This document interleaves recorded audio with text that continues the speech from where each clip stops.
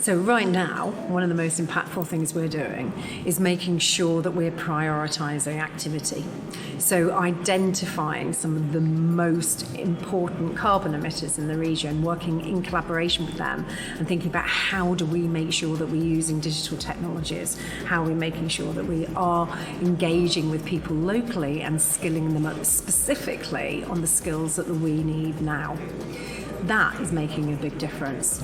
We're also lobbying and making sure that we're raising the profile of some of those projects that need funding, that need investment, that need us to make sure that they happen. Rather than just having them on the paper, we need to get them off the paper and actually into our region and into the UK and working.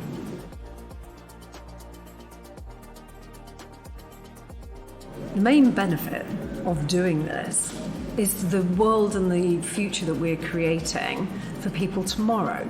But it is about tomorrow. It's not in decades' time. This is about creating a world where we are living differently, where we are making sure that we're embracing what we need to do with natural capital.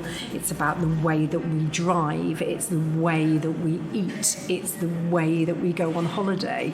It is the way that we produce and create energy. It is absolutely critical that we think about that today, because tomorrow is only 24 hours a day away, and we must not leave it any longer. And the benefit is that we will be able to live in an environment and on a planet that is fit for a future for our generations.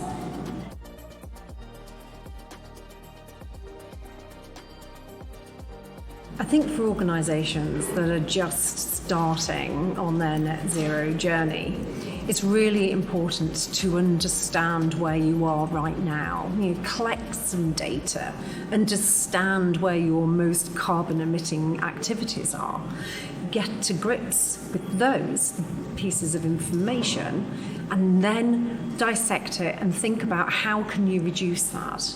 It may be that you have an awful lot of commercial travel. Is there something that you can do regarding the transport that you're using or the fuel that you are using? It could be that you're a highly print intensive industry. Is it possible to actually reduce some of that? Think very carefully about some of the technologies that you are using in your environment, within your business, but also paint that picture. So understand where you are now and then paint a picture for all of your employees of what that vision could look like and what the future will look like, and then translate it so that people know how they can be changing their behaviour on a day-to-day basis. We have to picture it and visualise it to be able to make that change.